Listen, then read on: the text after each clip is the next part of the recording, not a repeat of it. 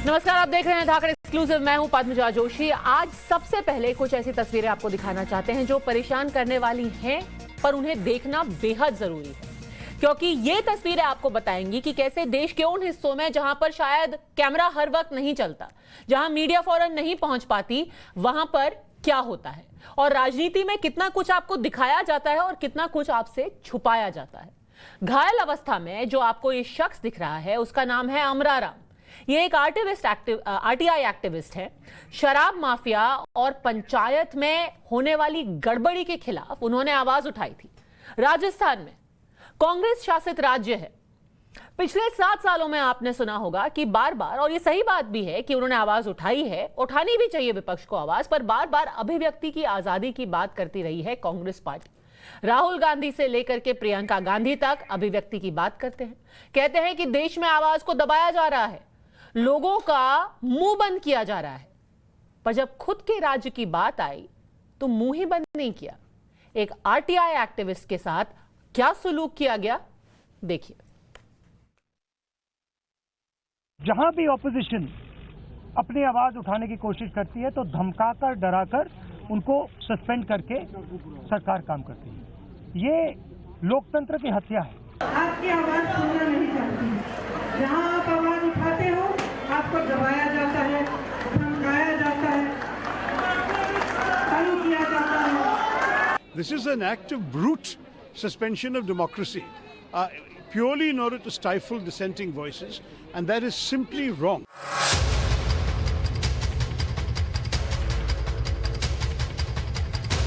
जी हां, अभिव्यक्ति की आजादी खतरे में है जरूर।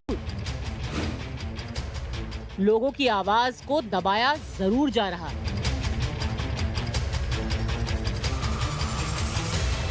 और ये हो रहा है कांग्रेस शासित राजस्थान में।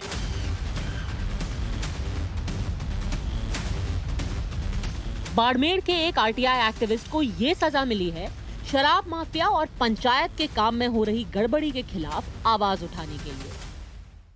मैंने प्रशासन गांवों के संग अभियान में, ग्राम पंचायत कुंपलिया में, नरेगा एवं प्रधानमंत्री आवास में जो घपला हुआ था उसकी रिपोर्ट दी थी।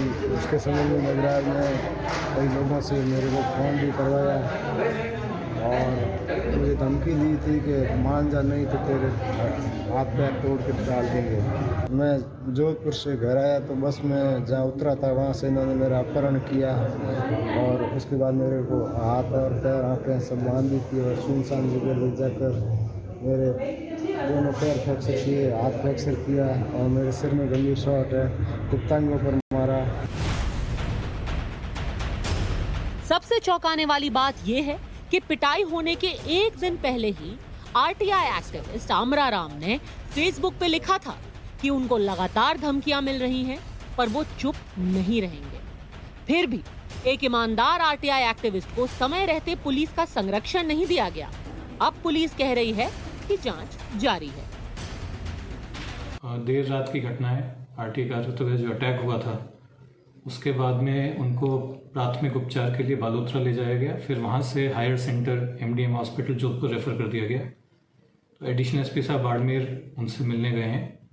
वहाँ से उन्होंने बताया कि वो आउट ऑफ डेंजर हैं, उनका इलाज प्रॉपर्ली चल रहा है। इसमें हमने जो गंभीरतम धाराएं हैं उसमें अभियोग पंजीबद्ध कर लिया है। 4 टीमें अलग अलग गठित करके, जिसमें तकनीकी टीम भी शामिल है और अन्य थाने के थानाधिकारी भी शामिल हैं, उनको घटनास्थल पे भी भेजा है ताकि जल्द से जल्द आरोपियों की पहचान कर उनको गिरफ्तार किया जा सके। यह हमला कितना विभत्स था, ये खुद अमराराम ने अपने एफआईआर में बयान किया है। 21 दिसंबर को मैं प्राइवेट बस से अपने गांव आया। बस से उतरकर मैं घर जा रहा था। एक बिना नंबर की काले शीशे वाली स्कॉर्पियो मेरे पास आई। उस गाड़ी में 8 लोग थे। 6 लोग गाड़ी से उतरे और मेरे पीछे भागे। बोला गाड़ी इस पे चढ़ा दो। मुंह बांध के मुझे सुनसान जगह पर ले गए। मुझे सरिये से पीटा, मेरे पैर में सरिये से छेद किए, गुप्तांग पर चोट की, मुझे पेशाब पिलाई गई। पढ़ के आदमी कांप उठता है। किसी भी राज्य में ऐसी तालिबानी हरकत और मुख्यमंत्री साहब अभी भी चुप है। बाड़मेर जिले के अंदर एक अमानवीय घटना हम सबके सामने आई है, वो हम सबको शर्मसार भी कर रही है। किस तरीके से कानून का डर अपराधियों के मन मस्तिष्क में नहीं है, और जिस तरीके से व्यक्ति का अपहरण करना और उसको अमानवीय तरीके से उसके शरीर के अंदर कीलें डालना और उसको मरा हुआ मानकर छोड़कर जाना, मेरे ख्याल से राजस्थान के अंदर इस प्रकार की एक ने अनेकों घटनाएं हो चुकी है, लेकिन कानून का डर अपराधियों के मन मस्तिष्क में नहीं है। अब राज्य मानवाधिकार आयोग ने बुधवार को राजस्थान के पुलिस महानिदेशक, उदयपुर के आबकारी आयुक्त और बाड़मेर के जिला कलेक्टर को नोटिस जारी कर मामले में 6 दिन के अंदर अंदर रिपोर्ट पेश करने को कहा है। पर बड़ा सवाल ये है कि क्या गहलोत जी के राज्य में राहुल गांधी की छत्रछाया में इंसाफ की आवाज पर हो रहा है आघात? जवाब कौन देगा? खबर पुष्पेंद्र सिंह के साथ, bureau report, times now Navbharat. सबसे पहले चलते हैं जयपुर से, हमारे संवाददाता भंवर पुष्पेंद्र हमारे साथ जुड़ गए हैं। 8 लोग उस गाड़ी में थे जिन्होंने इन पर हमला किया, 6 लोगों ने इनको प्रताड़ित किया। अभी तक कितने लोगों को कैद में लाया गया है? कितने लोगों की गिरफ्तारी हुई है? देखिए, कैद में लाने की अगर हम बात करें तो सिर्फ यहाँ हम ये कह सकते हैं, जो सूत्रों के हवाले से हमें खबर मिली है उसमें सिर्फ 4 लोगों को हिरासत में लिया गया है। गिरफ्तारी अभी भी नहीं दिखाई गई है, पूछताछ की जा रही है। एक स्कॉर्पियो भी अपनी कस्टडी में पुलिस ने ले ली है, लेकिन कब? करीब 2 दिन बाद ये घटनाक्रम होता है, उसके बाद तमाम चीजें होती हैं। एक अज्ञात व्यक्ति के खिलाफ एफआईआर दर्ज की जाती है, जबकि अपने परिवाद में प्रार्थी ने लिखा है कि उसके साथ तकरीबन 8 लोगों ने मारपीट की है। 8 लोगों का नाम वो बता रहे हैं, बावजूद इसके इंचार्ज सिर्फ एक अज्ञात व्यक्ति के खिलाफ एफआईआर दर्ज करता है। और जब ये पूरा मामला सुर्खियों में आता है, तब जाकर के 4 लोग आज हिरासत में लिए गए हैं। तो सवाल कई सारे खड़े होते हैं। तो ये बताइए, जो व्यक्ति आवाज उठा रहा था, जिस दिन इनके ऊपर हमला हुआ उसके 1 दिन पहले ही इन्होंने फेसबुक पे लिखा था कि मेरे को धमकियां दी जा रही हैं। क्या उस वक्त पुलिस ने कोई कार्रवाई नहीं की? क्या उन्होंने जरूरी नहीं समझा कि उनसे बातचीत की जाए, उनको सुरक्षा दी जाए? इस बारे में पुलिस का क्या कहना है? देखिए, पुलिस को पहले भी वो कई बार आगाह करते रहे और उसी का नतीजा ये सब कुछ हुआ है। जो घटनाक्रम हुआ वो उसी का नतीजा था, क्योंकि वो जो अवैध शराब माफिया है उनके खिलाफ जानकारी पुलिस को देते थे। उन्होंने 15 दिसंबर को एक लिखित में जानकारी पुलिस को सौंपी थी। सोशल मीडिया पर भी उन्होंने कहा था कि मेरे पर हमला हो सकता है। पुलिस को भी जानकारी दी थी कि मेरे ऊपर हमला हो सकता है। बावजूद इसके पुलिस ने कोई सुरक्षा का इंतजाम नहीं किया। वो जानते थे कि ये पुलिस को उन लोगों की जानकारी दे रहे हैं जो अपराधी हैं, माफिया हैं। बावजूद इसके पुलिस ने सिर्फ एक कांस्टेबल को अभी वहां से लाइन हाजिर करने के या सस्पेंड करने की बात सामने आ रही है, वो भी अभी क्लियर नहीं हुई है। सिर्फ एक कांस्टेबल जो बीट अधिकारी है, उसके अलावा किसी अधिकारी पर कोई गाज नहीं गिरी है। गिरफ्तारी के नाम पर सिर्फ 4 लोग हिरासत में है, गिरफ्तार नहीं है, मैं फिर कह रहा हूं। और एक गाड़ी जो है उसको पुलिस ने जब्त किया है। इसके अलावा 3 दिन में कार्रवाई के नाम पर कुछ भी बड़ा सामने नहीं आया है। एक व्यक्ति जो अस्पताल में मौत से जूझ रहा है, जिसके जख्म सीख कर सवाल खड़े कर रहे हैं, उस शासन में जो ये कहते हैं कि चारों तरफ से अभिव्यक्ति की स्वतंत्रता को दबाने की कोशिश की जाती है, लेकिन यहाँ क्या हो रहा है? यहाँ अभिव्यक्ति की स्वतंत्रता और यही सबसे जरूरी बात है कि जो बार बार कहते हैं कि लोगों को आवाज नहीं उठाने दी जाती है इस देश के अंदर, वो ये भी बताए कि राजस्थान में आवाज उठाने वाले को पैर में सरिये से क्यों मारा जाता है। भंवर पुष्पेंद्र, आपका बहुत बहुत धन्यवाद सारी जानकारी और खास तौर पर यह रिपोर्ट हमारे तक लाने के लिए। ओमाराम बंजारा अमराराम जी के मित्र हैं, हमारे साथ जुड़ गए हैं। रत्नाकर त्रिपाठी हैं, नेता कांग्रेस के। रमन मलिक है, नेता बीजेपी के। रत्नाकर त्रिपाठी जी, ये बताइए कि एक आदमी को यह सजा, पैर में कीलें ठोक दी गई, रत्नाकर जी, सरिये से पीटा गया, सजा सरकार ने तो दी नहीं ना। इन्होंने, इन्हीं की बात मैं मान लेता हूं, इन्होंने जिनके खिलाफ लिखा किया, हम ये मान के चलते हैं कि उन्होंने इनके खिलाफ ऐसा कृत्य किया। आपके संवाददाता को अभी मैं सुन रहा था, उन्होंने कहा मात्र एक अज्ञात के खिलाफ एफआईआर लिखी है और 4 हिरासत में है। 3 हिरासत में, कम से कम आप 6 में से 3 हिरासत में है 48 घंटे बाद। ठीक नहीं, देखिए पहली चीज मैडम बताऊं आपको, इसमें सरकारों को छोड़ दीजिए, ये दबाव आपसे भी मैं बोलूंगा, क्योंकि हम लोग इसी शहर में बाहर हमने कई आंदोलन भी किए, कई चीजों को लेके, ये जो 48-72 घंटे का पुलिस पर दबाव होता है उसमें कई निर्दोष फंस जाते हैं। तो अगर 4 हिरासत में हैं आप, और पुष्पेंद्र जी से कहिए कि कानून में थोड़ा सा इस बात को देखें। रत्नाकर जी, आप गोल गोल बातें मत कीजिए, आप सीधी सीधी बात ये बताइए कि आपके प्रदेश में लॉ एंड ऑर्डर की क्या हालत है कि एक आरटीआई कार्यकर्ता को इस तरीके से पीटा जाता है। आप बाकी तो छोड़िए कि कौन हिरासत में है, किसको पकड़ा गया है, आप इस बात का जवाब दीजिए कि एक आरटीआई कार्यकर्ता जो कि कहते हैं कि मेरी जान को खतरा है, उनको कोई सुरक्षा नहीं दी जाती। उनको माफ कीजिएगा पर उन्होंने खुद बताया है कि उनको पेशाब पिलाई गई। ये राजस्थान में हो रहा है, सिर्फ आवाज उठाने के लिए। सरकार ने पेशाब पिला दी, सरिये से पीटा उनको, उनकी हालत देखिए। सरकार ने सरिये से मार दिया। इन्होंने उस सरकार आपकी है तो आप ही से पूछेंगे ना सर। मेरी बात भी सुन लीजिए ना, मुझे चापिए मत इस मामले। इन्होंने एफआईआर दी, लोग हिरासत में हैं, अगर किसी की गिरफ्तारी ना हो, कोई कार्रवाई ना हो तो ये बोलिए सर आपका काम है लोगों का हिरासत में लेना। 6 में से 3 को पकड़ करके कोई बड़ी बात नहीं है। आप तो ऐसे बोल रहे हैं जैसे कि इनके ऊपर एहसान किया है आपने। तो क्या करना चाहिए? पूरे शहर को बंधक बना लेना चाहिए, सबको पकड़ना चाहिए। जी हाँ, सबको पकड़ना चाहिए मैडम। ऐसा थोड़ी कि वो आपके स्टूडियो के बाहर चाय पीने चले गए कि चलो हमने उसको सरिया मार दिया, कील मार दिया, अब मैं स्टूडियो के बाहर चाय पी रहा हूँ, पुलिस आए कहे साहब चलिए आप पकड़ाएं।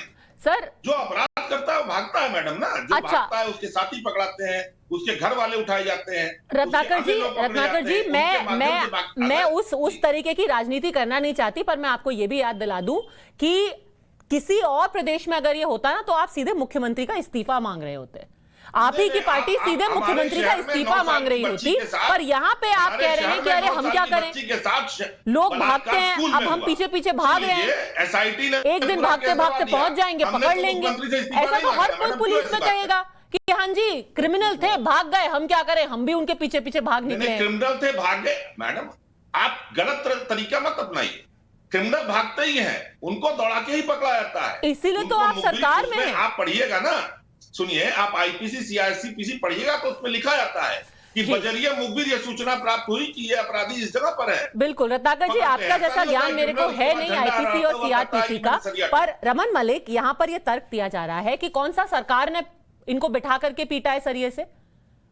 आप नाहक राजनीति कर रहे हैं। पद्मजा, सबसे पहली बात ये है, ये जो इटालियन अम्मा के 2 बंटी और बबली हैं जो हर जगह आ जाते हैं बोलने कि जी यहाँ ये हो गया और वहाँ वो हो गया, इनको राजस्थान के लिए इनको अंधा हो जाते हैं संबंधों में। अरे दादा आपके समय में नहीं बोल रहा था ना, मोदी जी जा रहे हैं, उन पे नहीं बोलेंगे। अरे कोई बात नहीं, चलने की कोई जरूरत नहीं है, बनारस में हो। अच्छा देखिए, किसी के ऊपर व्यक्तिगत टिप्पणी ना करें, किसी के ऊपर व्यक्तिगत टिप्पणी ना करें। आप ये बताइए कि कार्रवाई हो रही है, आप राजनीति क्यों कर रहे हैं?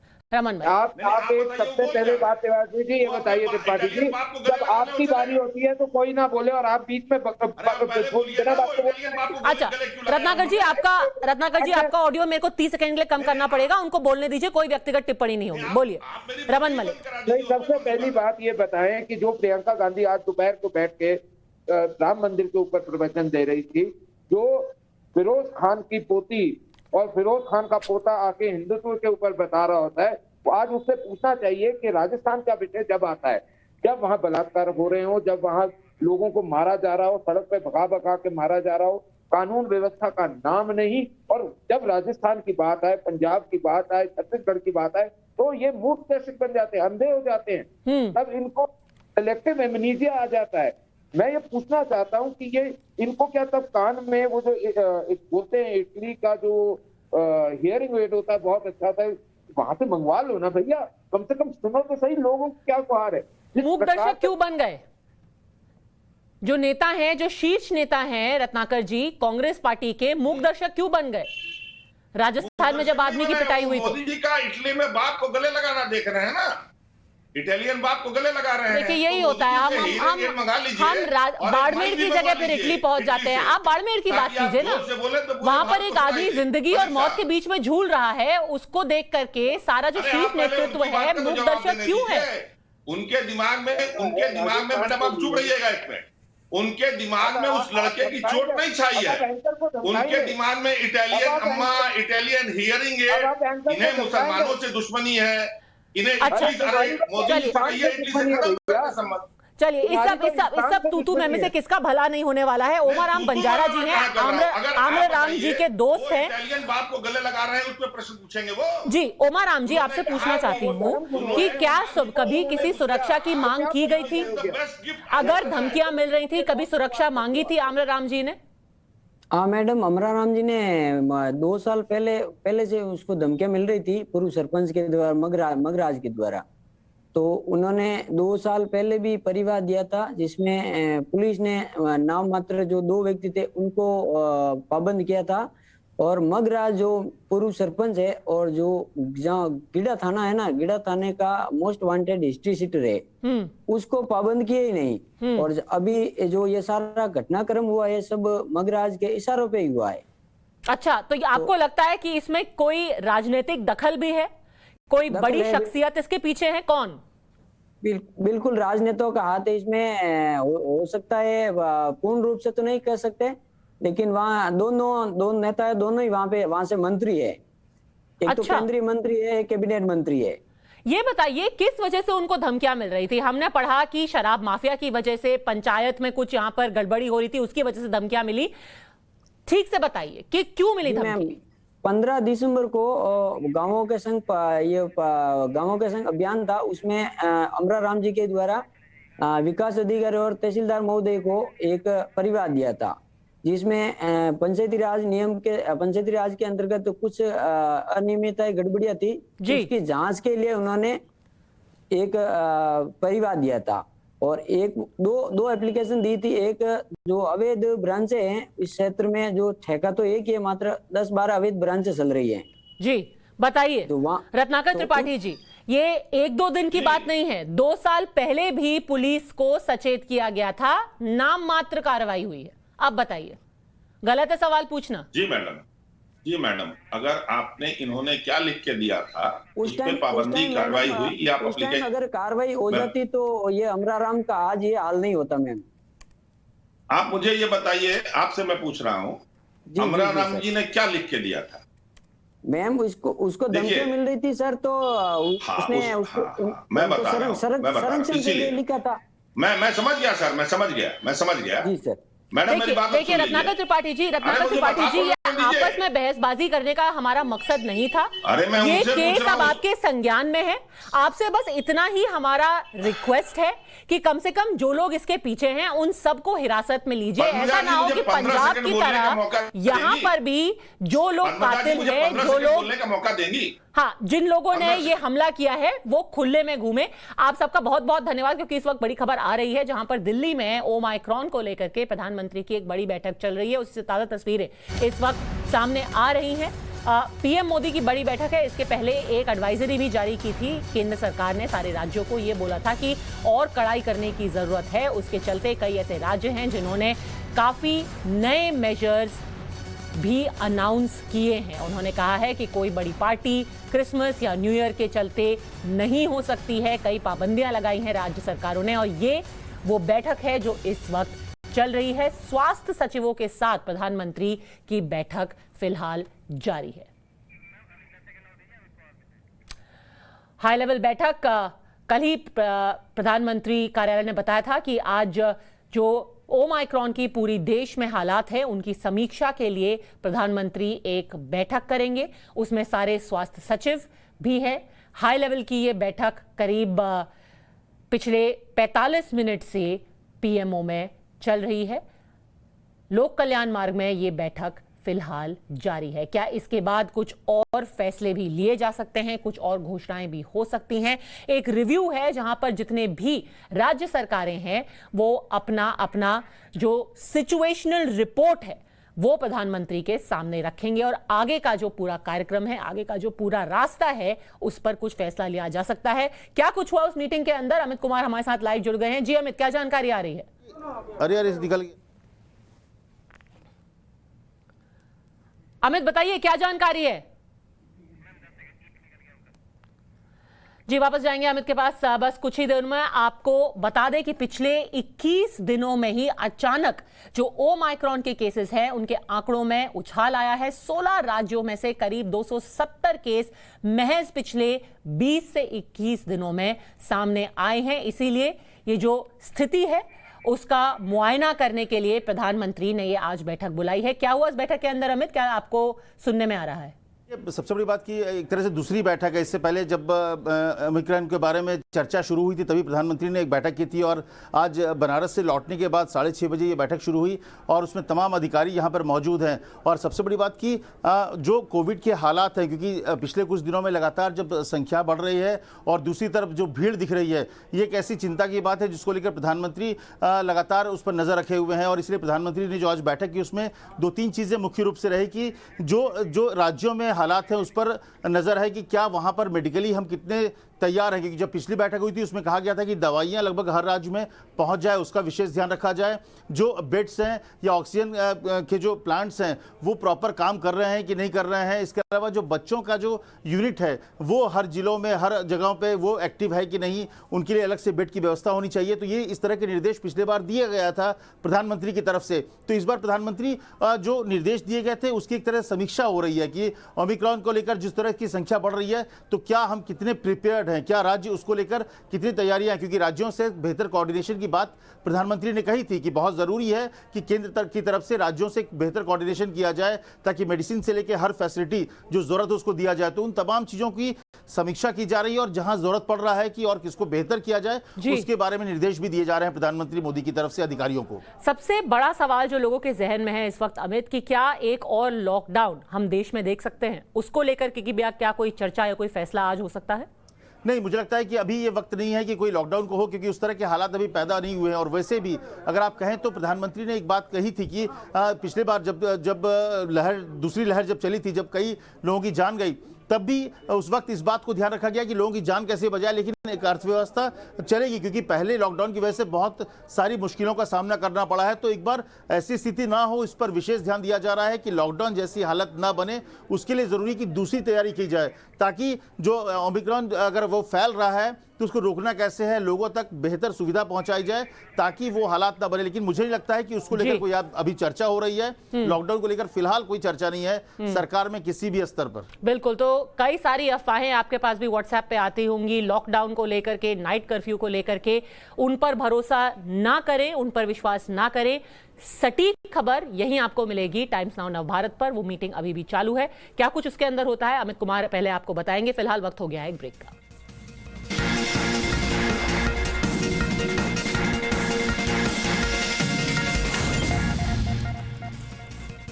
आप देख रहे हैं एक्सक्लूसिव। बड़ी खबर आ रही है मध्य प्रदेश से, जहां अब नाइट कर्फ्यू लगा दिया गया है। रात 11 बजे से सुबह 5 बजे तक ये नाइट कर्फ्यू रहेगा।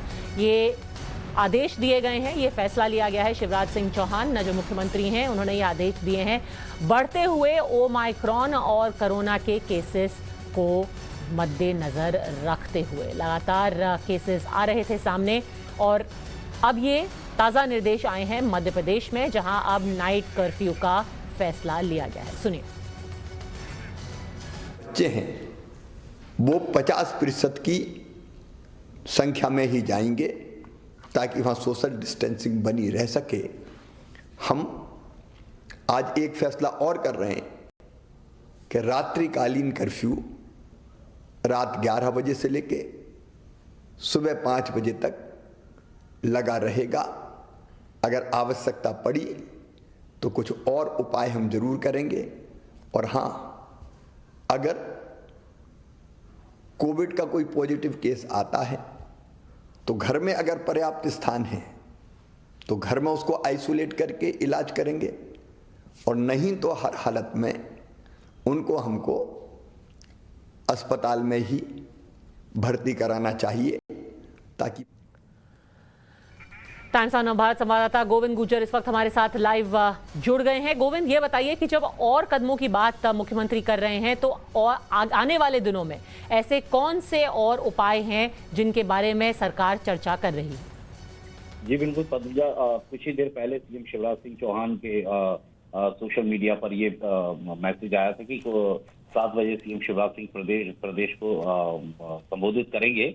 और जैसी आशंका थी, लंबे वक्त के बाद नाइट कर्फ्यू लौटा है मध्य प्रदेश में और 11 बजे से लेकर 5 बजे तक नाइट कर्फ्यू रहेगा। ऐसे में कौन सी चीजें हैं जिन पर एहतियात बरतने हैं? आपको पता है कि सेकेंड और फर्स्ट वेव में और खासतौर पर सेकेंड वेव में जो ऑक्सीजन की किल्लत से कई मौतें मध्य प्रदेश में हुई थी, तो ऑक्सीजन के जो प्लांट्स हैं वो सुचारू किए जाएंगे, जो कई नए खोले गए हैं। और जो उन्होंने कहा है सीएम शिवराज सिंह चौहान ने कि अब तक तो घर तक महदूद से जितने भी एहतियात रखे जा रहे थे, जो भी पॉजिटिव पाए जाते थे, वो घर पर अपने आप को रहकर क्वारंटाइन कर सकते थे। लेकिन अब अस्पताल के ऊपर की ओर रुख करें, क्योंकि 30 केस मध्य प्रदेश में आ जाए हैं। और जो महाराष्ट्र हो, दिल्ली हो, क्योंकि मध्य प्रदेश वो रूट है जहाँ से 2-3 राज्यों को जो जोड़ा जाता है, तो यहाँ से लोग गुजरते हैं, तो इसकी वजह से भी उनका ये फैसला है कि महाराष्ट्र से लोग गुजरते हैं मध्य प्रदेश होते हुए अन्य राज्यों के लिए।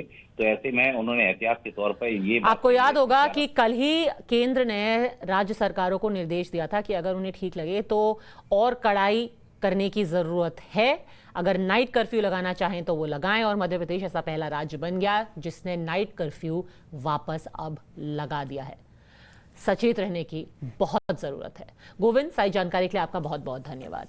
बहरहाल टीम इंडिया के कप्तान विराट कोहली और बीसीसीआई के अध्यक्ष सौरव गांगुली के बीच का विवाद भले से ही थोड़ा शांत होता हुआ दिखाई दे रहा हो, लेकिन अगर हम ये कहें कि ये खत्म हो गया है तो ऐसा बिल्कुल सही नहीं होगा। विराट दक्षिण अफ्रीका में है, जहां 26 दिसंबर से टेस्ट सीरीज का आगाज होना है और दादा की चुप्पी की वजह भी यही है। लेकिन इस बीच भारतीय क्रिकेट के 2 दिग्गज संजय मांजरेकर और दिलीप वेंगसरकर ने खोल दिया है बीसीसीआई अध्यक्ष सौरव गांगुली के खिलाफ मोर्चा।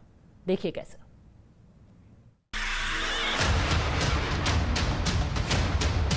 In a conversation publicly or any statement given by the president, when really it is the job of the chairman of the selection committee who's made that choice. But it should have been the chairman of the selection committee versus Virat Kohli.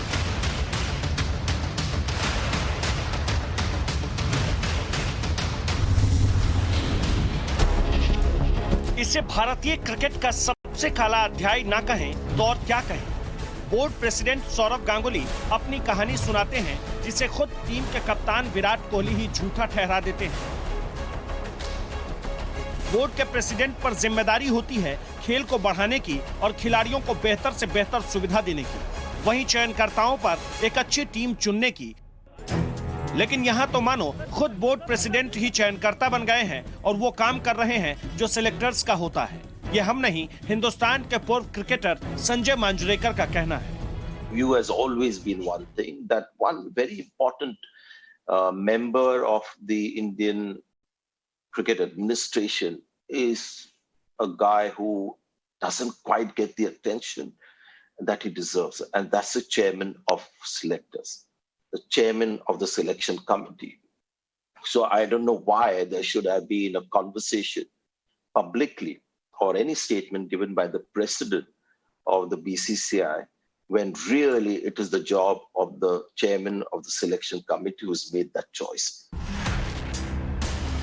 Board president Sourav Ganguly और कप्तान कोहली के बीच शुरू हुआ विवाद थोड़ा ठंडा तो जरूर हुआ है, लेकिन खत्म नहीं हुआ। विराट के आरोपों पर दादा अब तक खुलकर कुछ नहीं बोले।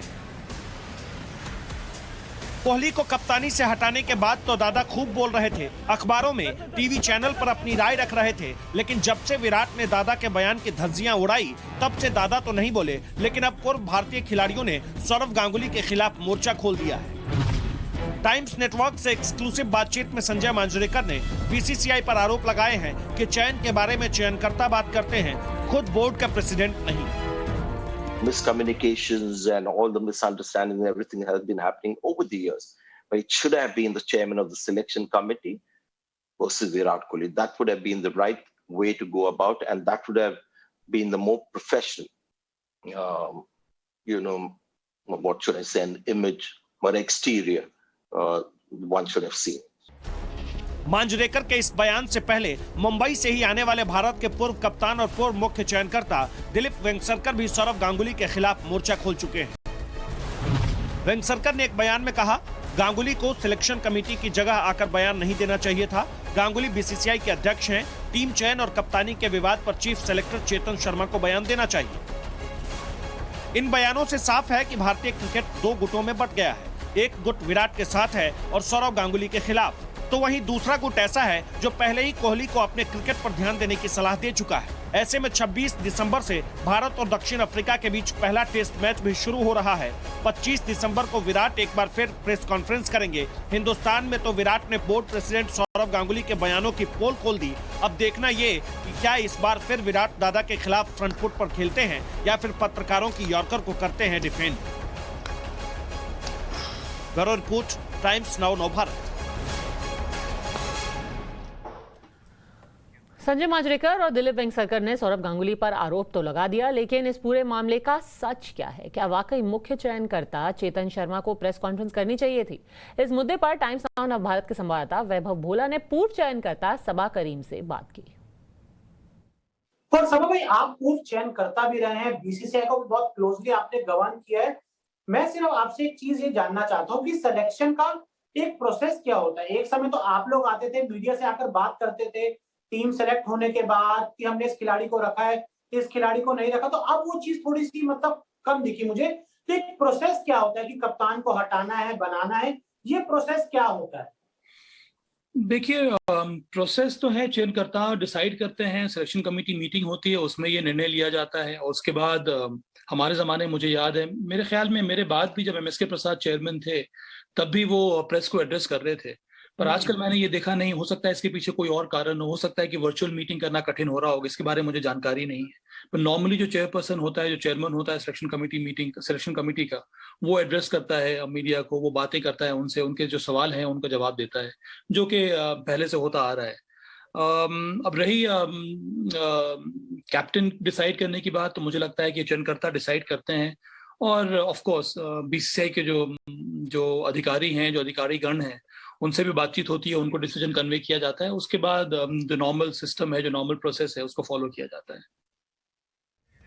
ये भारतीय क्रिकेट के हित में ही है कि ये दोनों तरफ से जो टकरार है जल्द से जल्द खत्म हो। हमारा काम है दोनों पक्ष आपके सामने रखना। आज के लिए धाकड़ एक्सक्लूसिव में बस इतना ही। वक्त एक ब्रेक का, आप देखते रहिए टाइम्स नाउ नव भारत।